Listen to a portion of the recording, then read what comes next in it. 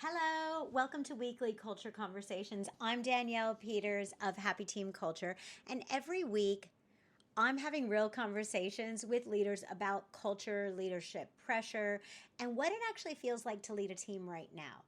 Each week, I'm going to share with you what I'm hearing, the patterns that keep showing up, and what's genuinely working for leaders who are building cultures they're super proud of.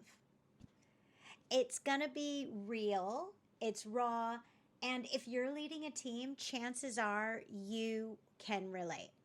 Well, 2026 is officially underway, and we've wrapped up week one. And I spent it doing what I love most when I'm at work, talking with leaders about how to help people enjoy work more. It actually was quite a busy week, and we work with industries such as early learning, not for profits, and clinical care teams. So they are already all back at work. So, what I found was that some of the leaders were feeling really refreshed and excited about the new year with a solid culture plan in place, and they were already planning exciting next steps. Those were our clients. And some were already feeling the familiar pressure of, here we go again, and that sense of overwhelm, which goes to show that planning for your culture versus leaving it to chance is definitely a game changer going into the new year. Just so you know, my conversations vary from call to call, and this week was no different. As I reflected back on my first week, I categorized the leaders into one of four groups. There were the leaders that were already deep in culture work, leaders who were thinking seriously but haven't acted yet, and leaders who believed that they've already got culture sorted. And then there was leaders who just didn't have enough time to talk about culture. But here's the interesting part. They all had more in common than I had originally thought. But let's see what you think. Okay, so my first conversation this week was, or the one I'm going to be sharing with you, was when I was speaking with leaders that were working in a real high pressured, emotionally demanding environment. They're a not for profit. So, to give you a point of reference, the conversation that we had was not about engagement scores or value posters. It was really about how they wanted their culture to show up to support their team that were working in a real heavy environment. You know, sometimes the work that they do is often confronting, and they knew that appreciation was not a nice to have, but a necessity. But what really struck me was that they weren't worried about it being polished, but it was intentional, and it became really intentional, and the conversations were next level. And they weren't just relying on their good intentions, they actually had a culture plan, and they started to see how they wanted their culture to show up and what it looked like when it was in action. And they started to identify it and see it and celebrate it. And what I loved most is that they're super proud of what they have achieved so far within the culture journey because they stuck to it, even though they were busy, even though at times work got messy. And that's the pattern I see all the time. Culture doesn't fail because leaders don't care, it slips away because leaders don't have the support that they need to keep that momentum moving forward. Okay, so another conversation I had this week, I spoke with leaders who were early on in their culture journey. And most people would be aware of the pressures that exist at the moment for early learning leaders and teams. And these were two center directors from a small family owned group of two centers. And they still made time for culture and showed up for our monthly culture consult. And we had a real honest conversation about leadership and their awareness of who they were being. And they openly talked about things that they tried that didn't stick and inconsistencies between, locations, a gap between what they said matters and what was actually happening day to day. But what stood out to me was their ownership. They weren't blaming staff, they weren't blaming circumstances, they were asking better questions. How can we make this real? How can we bring everybody along this journey with us? How do we stop culture becoming another thing that just kind of fades away over time?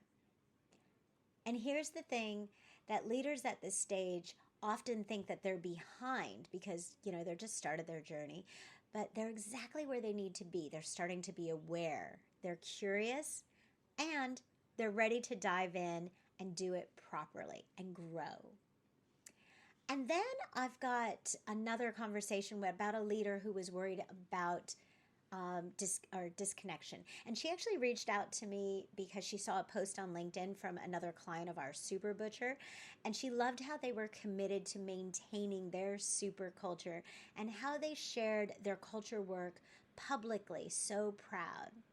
Hearing that totally made my day. I love it so much when our clients are shouting from the rooftops about the culture that they've created and maintained. And it's worth sharing that I'm not surprised that they are getting recognition for this because they're amazing. But I'm surprised that more organizations aren't doing that. Anyway, back to the conversation. This leader was concerned about disconnection. So it wasn't conflict, not performance issues. She had an amazing team, but disconnection. She said something along the lines of, we used to feel like one team. Now it feels like everyone's doing their own thing. And they're dealing with remote work, hybrid teams, less formal kind of connection, fewer shared moments. Everyone's communicating through Slack. So it wasn't more about giving them more perks and motivation because they're motivated. It was more about the identity of who is our team now? And how do we stay connected when work has changed? And how can we rebuild something that used to feel so natural? So this conversation wasn't dramatic. It was quiet, honest, and very real. And it echoed what I hear across early learning, not-for-profit, corporates, and small businesses.